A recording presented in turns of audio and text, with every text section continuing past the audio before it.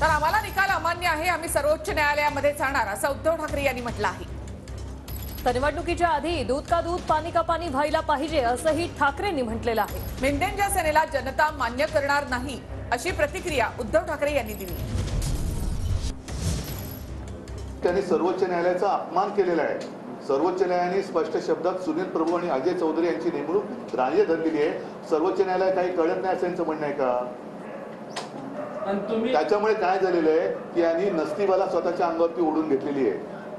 आमचं काही बिघडलेलं नाहीये, जनताच पेटून उठलेली आहे आणि जनता हा अन्याय मान्य करणारच नाही। आम्हाला निकाल अमान्य आहे, आम्ही सर्वोच्च न्यायालयात जाणार आहोत। निवडणुकीच्या आधी दूध का दूध पाणी का पाणी हे व्हायला पाहिजे, कारण यांना निवडणूक काढायची।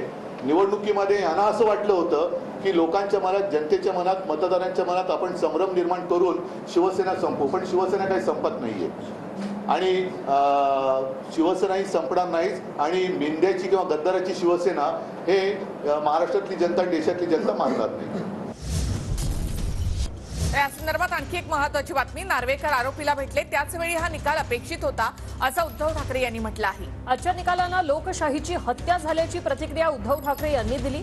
तर पक्षांतराचा राज्यमार्ग कसा असायला हवा हे नार्वेकरांनी दाखवून दिलं असं उद्धव ठाकरे यांनी म्हटलंय। निर्णय देताना त्यांचा पाया चुकला आहे अशी टीका देखील उद्धव ठाकरे यांनी केली। तर नार्वेकरांनी या ठिकाणी जो निकाल दिला त्यावर त्यांनी थेटपणे नाराजी व्यक्त केली आहे।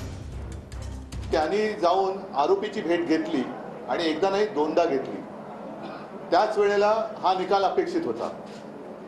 मात्र आजच्या निकालामुळे एक गोष्ट आणखीन जरा प्रश्नांकित झालेली आहे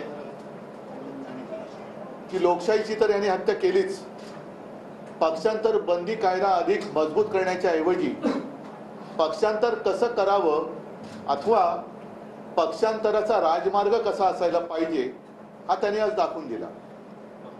स्वतः त्यांनी 2-3 पक्ष बदललेले आहेत, त्याच्यामुळे त्यांच्या भावी वाटचालीतला अडथळा करायची त्यांनी आज दूर करून घेतला असेल। मूळ खटला, मूळ केस ही अपात्रतेची होती, अपात्र कोणालाच ठरवलं नाही। म्हणजे जर आमची घटना ही तुम्ही ग्राह्य धरत नसाल मग तुम्ही आम्हाला अपात्र का नाही केलं? आणि त्याही पलीकडे जाऊन त्यांनी जो निर्णय दिलाय की ही शिवसेना कोणाची, शिवसेना कोणाची आज महाराष्ट्रातला लहान मूल सुद्धा सांगू शकतो, एवढे स्पष्ट स्वच्छ आहे। पण निवडणूक आयोगाचा निर्णय जो मुळामध्ये चुकीचा आहे आणि जो सर्वोच्च न्यायालयामध्ये आम्ही त्याला आव्हान दिलेलं आहे तोच त्यांनी ग्राह्य धरला।